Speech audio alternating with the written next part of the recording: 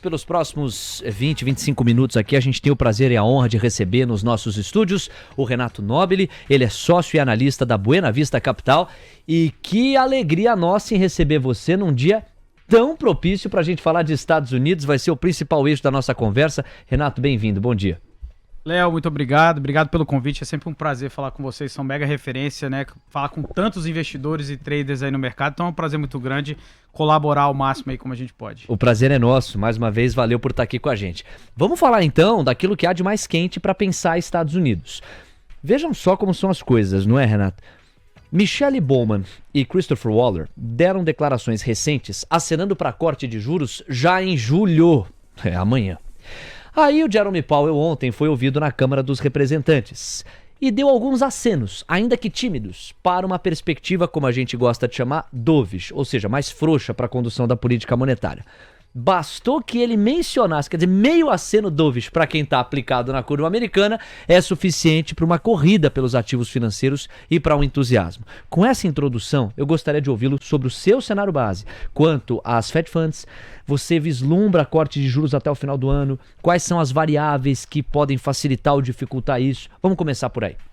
Perfeito, eu acho que é um ótimo tema realmente para a gente começar e realmente é um pouco complexo, né? Por que eu digo complexo? O mercado, se a gente parar para ver como começou em janeiro, né, era um mercado extremamente positivo, né, com o cenário americano por conta da eleição do presidente Trump. E o que a gente viu foi completamente o oposto, né? Principalmente por conta da questão das guerras tarifárias, de todas as imposições que eles estavam fazendo, principalmente no mercado internacional. Isso fez com que o Fed realmente colocasse uma postura muito mais conservadora no ponto de como que ele ia atuar na questão dos juros. Porém, o que a gente está vendo agora que está favorecendo mais o mercado, realmente a gente vê mais queda de juros nos Estados Unidos esse ano, né, que mudou radicalmente. Se a gente pegar o começo do ano, já precificava 3 cortes, depois precificava nenhum corte, agora já tem gente falando de 2 cortes possivelmente esse ano, e os dados que estão saindo recentemente no mercado americano realmente colaboram para isso, né? Se a gente for ver, a gente está vendo um crescimento no mercado americano, porém o crescimento ele está diminuindo. Então, com essa diminuição do crescimento, é totalmente factível sim a gente ver um corte de juros, né? A gente estava vendo uma questão de pressão política sobre o corte de juros, mas a gente está vendo agora um cenário mais técnico favorável para possivelmente ter uma corte de juros sim lá nos Estados Unidos. Aumentaram as probabilidades, né, de corte, é o que a FedWatch está nos dizendo via a ferramenta da CME Group. Interessante esse teu destaque inicial. Eu queria endereçar ainda nesse contexto outros dois personagens relevantes. A dívida pública americana e a força do dólar enquanto moeda global. Porque esses dois personagens tão intactos ao longo das últimas décadas ficaram ameaçados, sejamos justos, no começo desse ano. Pelo menos com volatilidade associadas a si, o que não é exatamente tão comum. Como é que você está enxergando os yields americanos e até a resposta recente que eles têm dado depois de um momento mais volátil e a própria força do dólar? Quando Trump foi eleito, o DXY chegou a bater 110 pontos. Desde então vem numa toada de baixa e agora ameaça perder inclusive os 98 pontos. Queria te ouvir sobre isso. Então, acho que o Trump ele deixou muito claro qual é a estratégia dele referente aos Estados Unidos e principalmente referente ao dólar, né?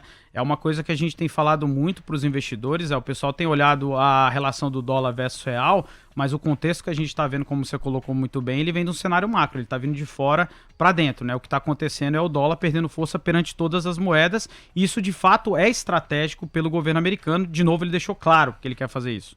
Esse é o primeiro ponto. O segundo ponto é realmente a questão dos yields americanos, né? O que a gente via do presidente Trump com a questão das guerras tarifárias, e aí depois começou a questão do tackle trade, né? Que é o Trump, ele sempre volta atrás nessa questão. Isso deu uma certa amenizada. O que a gente acredita como o dólar, né? Acho que o dólar vai continuar sendo a principal referência global, sem sombra de dúvidas, tá? Até porque não tem uma alternativa factível para isso, né?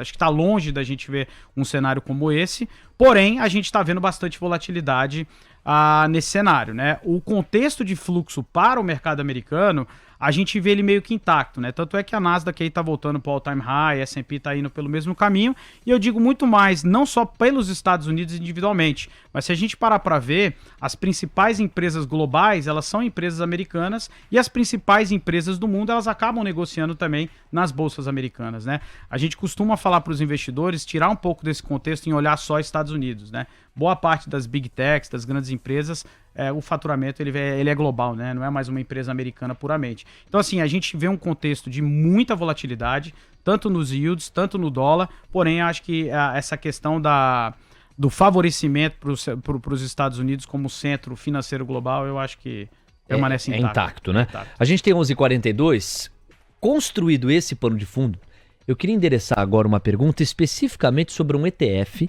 da Buena Vista Capital que abrange a renda fixa americana aqui para os brasileiros, quer dizer, dentro do Brasil. Então, é uma estratégia covered call que busca gerar rendimento adicional em dólar, reinvestindo os prêmios no próprio fundo. Vocês alegam baixo risco, alta liquidez e uma tributação reduzida. Esse é um produto que, o objetivo de vocês, aponta, é um produto que vai aumentar e facilitar o acesso para a dolarização da carteira, que é uma coisa que quando o dólar bate 6,30, todo mundo fala, quando ele está em 5,50, pouca gente fala, deveria ser o oposto. E um retorno potencial acima dos T-bills tradicionais.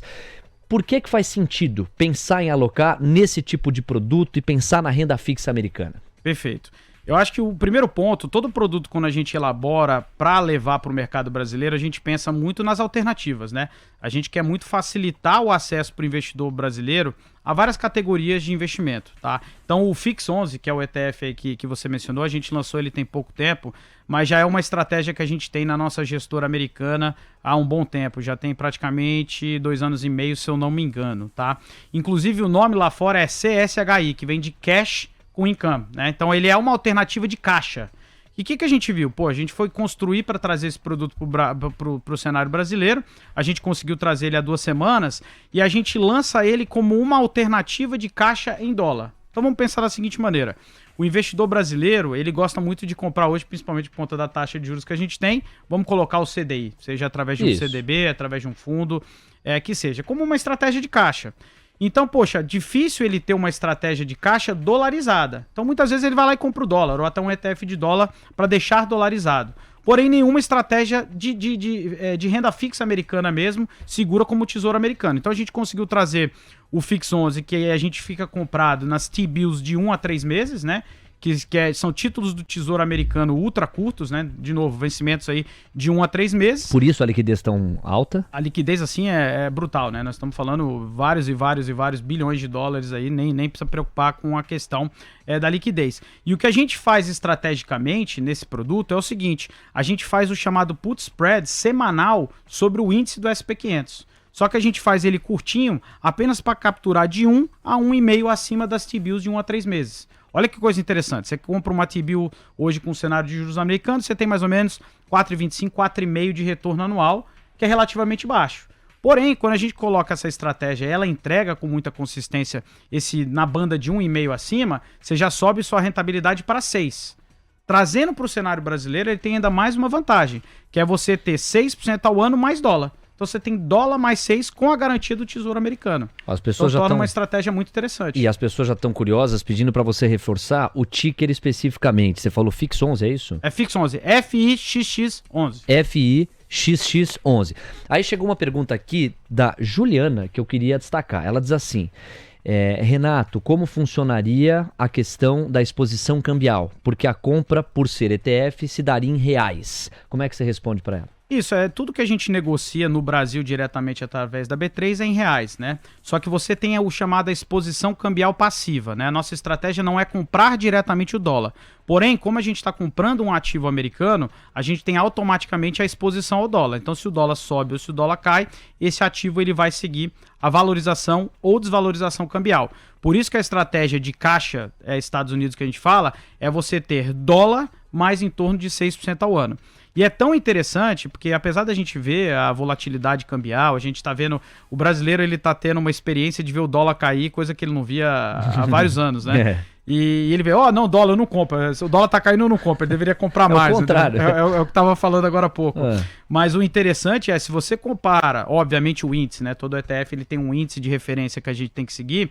Se você pegar historicamente o nosso índice comparado ao CDI, ele ganha de lavada, né? Se você pegar o CDI em dólares nos últimos 10, 15 anos, ele tá negativo, né? Um pouco acima aí, dependendo dos dias aí que passaram. A gente fez esse exercício há alguns meses. Então, assim, é um produto que no final acaba acaba entregando muito mais, com uma volatilidade baixa. Por que volatilidade baixa? Porque ele tem apenas a volatilidade do dólar. Se ele segue a T-Bills, é uma linha reta realmente de rentabilidade. A exemplo do que a gente vê com o CDI aqui no caso brasileiro. Perfeito. Essa perspectiva previsível das T-Bills americanas. Então é isso, por exemplo, se a pessoa comprou R$100 nesse ETF, esses R$100 estão dolarizados. Se o dólar se aprecia 20%, para facilitar, esses R$100 viram R$120. Existe a exposição cambial. O oposto é verdadeiro. Se esse dólar cai 20%, também haverá essa desidratação. Esse é o risco de exposição cambial, mas não deixa de ser um instrumento muito facilitador para a dolarização do patrimônio.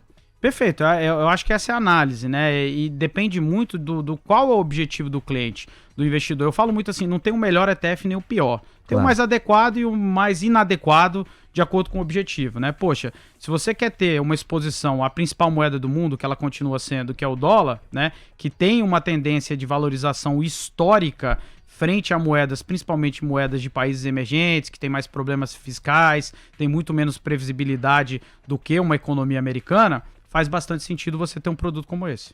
Nós temos 11 horas com 48 minutos, estamos tendo o prazer e a honra de receber aqui no estúdio da TC News o Renato Nobili, que é sócio e analista da Buena Vista Capital. Vai seguir com a gente até a boca ali do meio-dia, temos mais assuntos a tratar. Antes, uma pausa para a gente atualizar o informativo. Camila Nascimento me informa, Donald Trump não está mais falando. Jerome Powell sim, cara? Powell segue falando, já Trump encerrou a coletiva que ele estava dando na OTAN, Léo. Olha, a tabela da volatilidade está mostrando um DXY estável, 97,98 pontos. Nós estamos mostrando para você agora 0,02% de avanço, é um dólar a nível global no 0 a 0. O VIX está caindo 1,89%. As falas do Trump não contribuíram nem para o VIX perder o suporte dos 17, nem para ameaçar voltar para os 20. Os yields de 2 anos praticamente estáveis, com um retorno médio anual de 3,81%, e yields de 10 e 30 anos pedindo 3 pontos base a mais nos prêmios, a curva longa de juros lá dos Estados Unidos. Bom, Renato, pegar carona no fator Donald Trump. Dia 9 de julho agora, a gente tem a data limite para que aquele piso de 10% estabelecido contra todo e qualquer país por parte dos Estados Unidos, no último capítulo da sua política tarifária, este prazo chega ao fim. O combinado do Trump é, vou dar essa trégua de 3 meses, todo mundo vai para o piso de 10%, e enquanto isso vamos negociando. Agora o mercado ele começa a criar aquela expectativa para ver quais acordos serão publicizados e como fica o mundo em termos de tarifa depois do dia 9 de julho. Como é que você está avaliando esse cenário? Eu acho que essa é uma pergunta de $1 milhão aí que a gente gosta de brincar. Bastante difícil de responder, porém a gente tem alguns dados que a gente consegue analisar que pode traduzir um pouquinho o que pode acontecer, né? Eu acho que a estratégia do governo americano, entenda-se aí o governo Trump, né, era equilibrar ao máximo essa balança comercial frente a vários países que, na visão deles, estava deficitário e de fato né? Se a gente parar para ver, os Estados Unidos é muito mais consumidor do que produtor, principalmente quando a gente fala na questão de commodities industrial, né? Então, por esse ponto, fica difícil você equilibrar a balança, sendo que você é o principal consumidor do mundo e o principal produtor de tecnologia. Poxa, se você produz serviço, né, que tem uma margem muito mais alta do que uma industrialização como um todo, fica difícil você equilibrar essa barreira, tanto que isso é a maior crítica que o pessoal faz ao governo americano. O que a gente acredita e qual cenário base que a gente está trabalhando essa pausa que foi feita até agora em julho é justamente para eles analisarem e ver como isso vai ficar. Eu acho que os Estados Unidos busca, de fato, esse equilíbrio na banda de 10%, mas a gente tem que ver como vai ser individualmente com cada país, né? Até agora a gente viu isso acontecer com o Reino Unido, já era 10%, né? Teve aumento, depois voltou a 10%, acabou não mudando tanta coisa, mas no final a gente acredita que vai ter um contexto equilibrado, né? Eu acho que está tendo muito mais uma pressão, que é a forma que ele gosta de negociar, do que de fato ele ir para cima aumentando essas tarifas, que é muito ruim, inclusive o maior perdedor disso tudo é os Estados Unidos. Justamente. 11 horas com 51 minutos. Agora eu queria endereçar um outro ETF, nosso público gosta de ETF, é um tipo de veículo fácil, didático, para você diversificar mais a construção do portfólio. E existe um outro ETF que tem o DNA da Buena Vista Capital, mas também o DNA da Hashdex. É o ETF que une ouro e Bitcoin.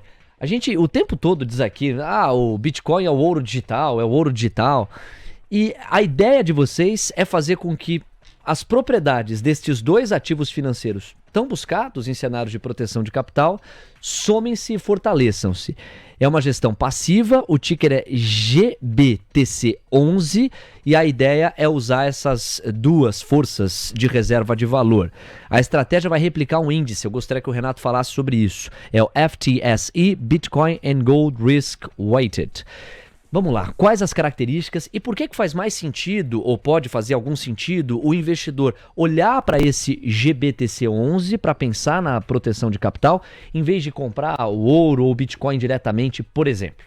Ótimo ponto, assim, acho que volta um pouco o que eu falei inicialmente, sempre a gente busca, poxa, qual produto está faltando para o investidor no contexto geral, né? Se a gente olhar a ideia do GBTC11 através do índice aí da FTSE, que é você misturar ouro com Bitcoin, é justamente dar essa alternativa ao investidor e você pegar um ativo que é secular, né, considerado a reserva de valor, que é o ouro, junto com a reserva de valor do futuro, vamos chamar assim, né? Se o mundo todo está caminhando para o digital, tá a gente aqui fazendo uma transmissão utilizando todas as tecnologias imagináveis, por que a reserva de valor também não será digital? Esse é o grande ponto. Porém, a gente vê ainda uma volatilidade muito grande no Bitcoin, é um ativo com a volatilidade que tem atualmente, ele não pode ainda ser considerado uma reserva de valor, mas ele será, na nossa visão. Então, assim, quando a gente conversa com um investidor global mesmo, seja ele americano, europeu, brasileiro, fala assim, poxa, eu gosto muito do ouro, eu preciso ter o ouro como reserva de valor, eu tô vendo que o Bitcoin tá caminhando para isso, eu tô vendo uma adoção institucional, eu tô vendo cada vez mais empresas, países falando de Bitcoin e comprando um pouco de Bitcoin para ter essa exposição nessa reserva de valor do futuro, porém, como que eu vou equilibrar esses dois ativos? É muito difícil de responder, né? Então, esse produto ele vem justamente para isso. Ao invés de você procurar qual ativo você comprar e quanto comprar individualmente, seja do ouro ou do Bitcoin, o GBTC11, através do seu índice, ele vai fazer esse rebalanceamento de acordo com a paridade inversa de risco. Apesar de ser complexo, o que eu falei é muito simples. Quando a volatilidade ou o risco de um ativo aumenta, ele diminui a exposição ao ativo específico, seja o ouro ou o Bitcoin. Então imagina que esse ano aí a gente viu o Bitcoin relativamente de lado, né? Foi para quase 120 mil, depois voltou para 100 mil, caiu um pouco abaixo de 100 mil, só que o ouro ele teve uma valorização muito grande. Então quando você mescla esses dois ativos num único ETF que vai ser rebalanceado estrategicamente todo trimestre, ele faz muito sentido você ter na carteira para proteção e até preservação de valor. Tem até um dado interessante que eu queria me estender, a gente estava falando muito de dólar, de governo americano. Se a gente pegar, por que o ouro faz sentido e o dólar faz bastante sentido, né? Se a gente pegar principalmente no Covid, a emissão de dólares pelo governo americano aumentou mais de 20%, né? E aí, sucessivamente, vários países, o euro, o Brasil também emitiu bastante, justamente para conter aquela paralisação, aquele shutdown da economia. Passado esse tempo, a gente ainda continua com uma emissão de dólares elevada, emissão de real elevada e de euro também. Hoje deve estar na casa de 8% ao ano o aumento de emissão desse tipo de moeda, tá? Se a gente pegar o ouro, a emissão de ouro ao longo do tempo, naturalmente através das suas descobertas, é na casa de 1,8, 1,7 ao ano. Se a gente pegar o Bitcoin, é o contrário, ele é deflacionário, emite cada vez menos ao longo do tempo. Pô, só com esse dado que eu tô falando, já faz muito sentido você ter esses dois ativos na carteira. Então o GBTC ele vem muito para complementar. Poxa, independente do que aconteça no mundo, você ter dois ativos que juntos, né, eles fazem a reserva de valor aí do futuro que a gente gosta de falar. Às 11h55, Manhã TC News, ouvindo o Renato Nobile, que ainda vai trazer um destaque final. Eu dou esse espaço a ele em questão de instantes. Faltando 5 minutos para o meio-dia, agora fazer a atualização dos ativos brasileiros.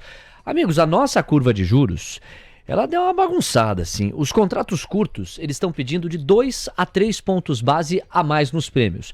Os contratos médios e longos enxugam os pedidos de prêmio em 2 ou 3 pontos base.